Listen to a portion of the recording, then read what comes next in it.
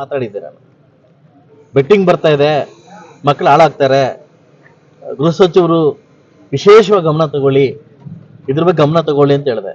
ಗೃಹ ಸಚಿವರು ಹೇಳ್ತಾರೆ, ಅವ್ರ ಸೆಕ್ರೆಟರಿ ಹೇಳಿದ್ರೆ ಅದು ಕೇಳ್ತಾರೆ, ಸೆಕ್ರೆಟರಿ ಹೇಳ್ತಾರೆ SP ಹೇಳೋದು ಕೇಳ್ತಾರೆ, SP ಹೇಳ್ತಾರೆ ನಂಗ್ಲಿ SI ಹೇಳೋದು ಕೇಳ್ತಾರೆ. ಇದು ಒಂಥರ ಮಾನವ ಸರಪಳಿ.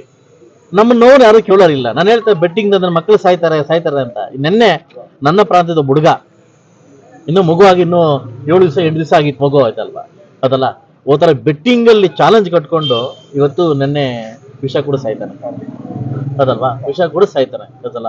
ಇದು ನಾನು ಮೊದಲೇ ಹೇಳ್ತಾ ಇದ್ದೆ, ಪೊಲೀಸ್ ಇಲಾಖೆ ಎಚ್ಚೆತ್ಕೊಳ್ಳಿ ಅಂತ, ಆಯ್ತಲ್ವಾ. ಅಬಕಾರಿ ಇಲಾಖೆ ಕೂಡ ಒಳ್ಳೆ ವ್ಯಾಪಾರ ಮಾಡವನು, 7 ಬಾಟ್ಲ್ ರಾಕ್ ಕುಡಿದು ನೆನ್ನೆ ಅವನು ಹೋಗ್ತಾನೆ, ಆಯ್ತಲ್ವಾ. ಇದಕ್ಕೆ ಹೊಣೆ ಯಾರು? ಇನ್ನಾದ್ರೂ ದಯವಿಟ್ಟು ಗೃಹ ಸಚಿವರು ಪೊಲೀಸ್ ಇಲಾಖೆ ಎಚ್ಚೆತ್ಕೊಳ್ಳಿ ಅಂತಂದ್ರೆ ಇದು ಮುಂದೆ ಎಲ್ಲೂ ಹೋಗಿ ನಿಲ್ಲುತ್ತೆ ಅಂತ ಕೂಡ ಹೇಳಕ್ಕಾಗಲ್ಲ. ಇವತ್ತು ಒಂದು ಮಗು ಸತ್ತಿದ್ದಾರೆ, ಇನ್ನೊಂದು ಇಂಥ ಮಕ್ಕಳು ಎಷ್ಟು ಜನ ಸಾಯ್ತಾರೆ, ಇಂಥ ಯುವಕರು ಎಷ್ಟು ಜನ ಸಾಯ್ತಾರೆ ಅಂತ ಕೂಡ ಹೇಳಕ್ಕಾಗಲ್ಲ. ಆದಷ್ಟು ಬೇಗ ಇದನ್ನ ಎಚ್ಚೆತ್ಕೊಂಡು ಇದಕ್ಕೆ ಕಡಿವಾಣ ಆಗ್ತೀನಿ ಅಂತ ನಾನು ನಂಬಿದ್ದೀನಿ ಸರ್.